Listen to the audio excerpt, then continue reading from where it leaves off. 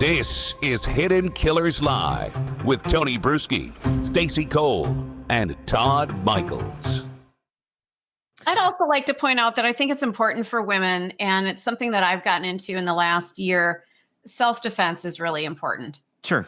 And I think it elevates who you are within yourself so that you feel more confident and you're more situationally aware of what your surroundings are. You know, when you go outside to your car, are you looking around? It doesn't mean you have to live a paranoid people are life. doing this. Right. But it doesn't mean that you have to lead a paranoid life, but it's good to be aware. And I've been pointing out some situations like you would think this way in this situation. Here's how I think. And it goes back to the whole scenario. Who would you rather confront in the woods by yourself, a bear or a man as a woman? Yeah. Most women choose the bear. Well, unless you had Kohberger with you because he had bear spray in his apartment. He did. But we're going to talk with Jennifer Coffindeffer about that in just a little bit. So stick around for that. The woman who had that happen, who had Kohberger tapping on her windows, told police he also seemed to know things that he shouldn't. He addressed her by name, though she never told him, and wore no name tag. He made comments about her work hours, suggesting he tracked them. To her, it was clear he was watching her life.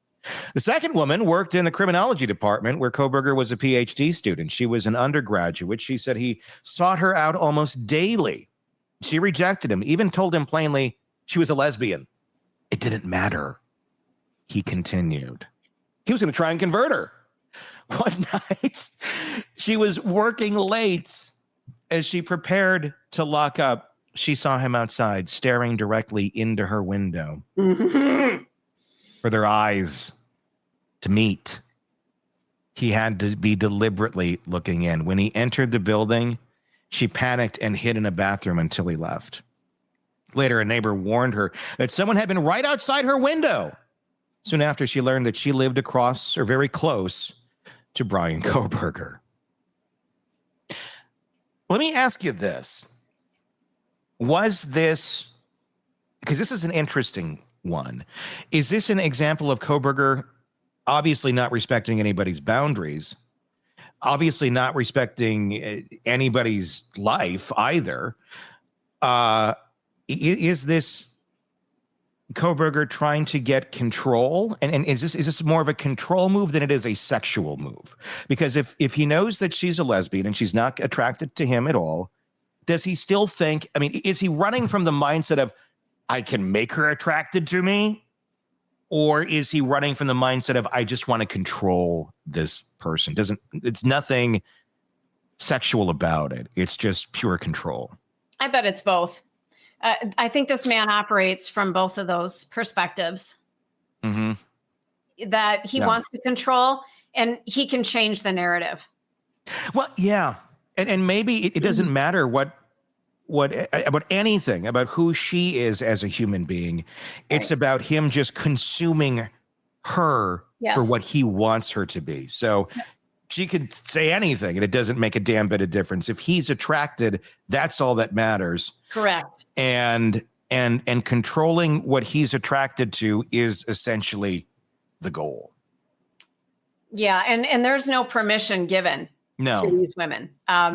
This is all about what he wants. And the women have no agency whatsoever. Yeah. You can just feel it. She wasn't the only one. Another classmate remembered finding footprints in the snow outside her window. That's always comforting.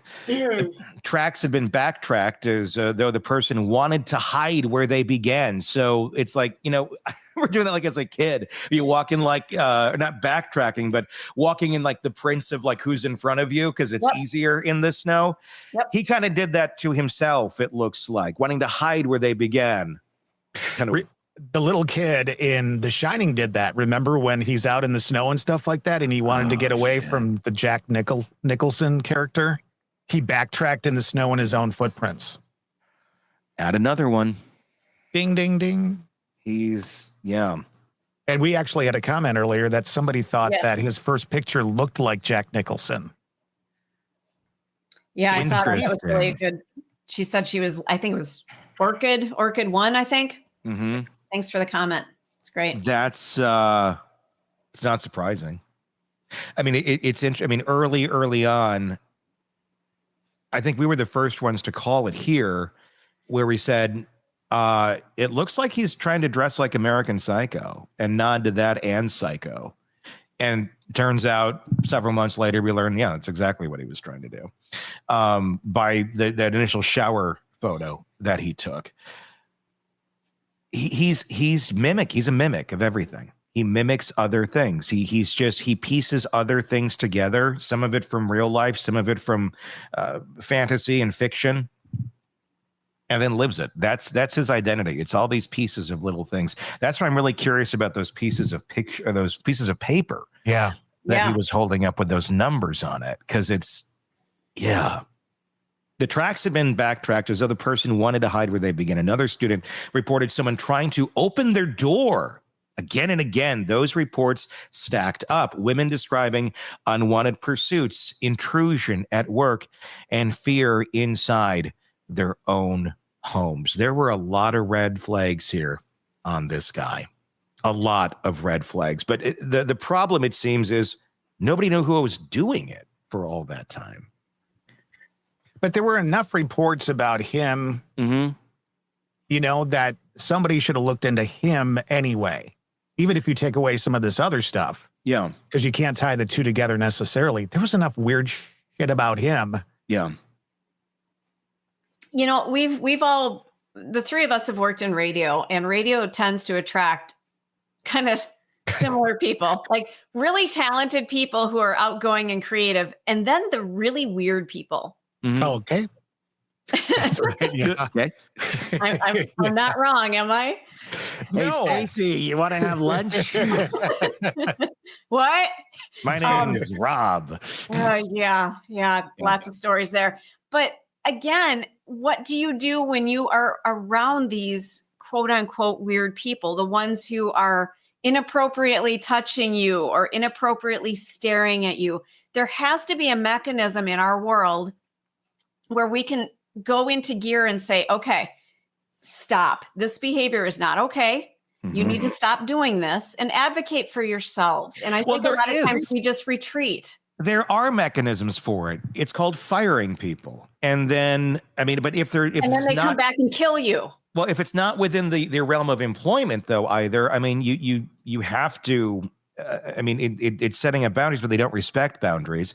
So it just depends on the setting, really. Because in reality, if it's in the business world, if you have a boss or somebody that's doing this sort of shit, it's what happens in the teaching world. It's called passing the trash.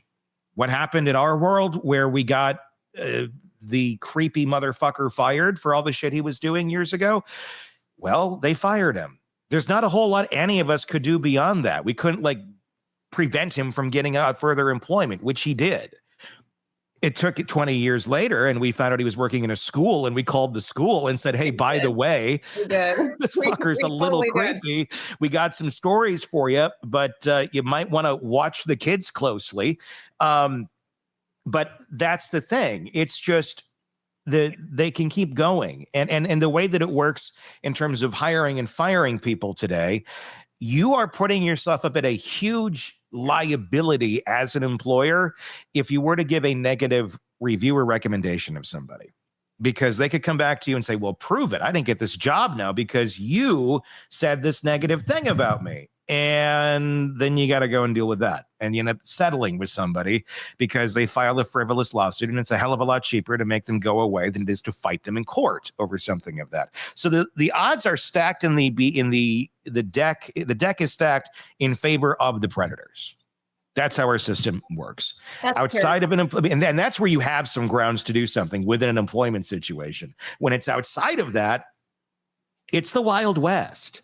Have your cameras. The best thing you can possibly do is have ways of documenting and figuring out who the hell is doing these sort of things. That could be as simple as putting a Ring camera up over your door, over your windows. If somebody's doing this shit, figure out who it is. There's ways of doing it or deterring them if they know they're going to be on camera. Should you have to do that? No, of course not. But guess what? There's nothing else you can do. Unless you're going to hire private security to sit on your property 24/7, and the police aren't able to sit there and do that for you? Well, again, it comes down to protecting yourself. Yes. And awareness. I carry, this sounds ridiculous, but I carry a knife with me at all times now. Mhm. I've learned how to use it and what cuts are the best ones to do, to get yourself out of a situation. It sounds horrible. She But also I'm a carries a single woman now. flamethrower when she goes through Target, which is a little weird. They're like, ma'am, what's in the backpack? And she's like, Yeah. that's what's up, bitches. And everybody just goes, okay, let her go. She's going over there. She's going to get, bottle of $2 Chuck and let her be with her flamethrower. I don't drink $2 Chuck, but whatever. I thought you knew me better than this. She drinks Franzia. Thank you. God, if it's not in a box, I don't drink it.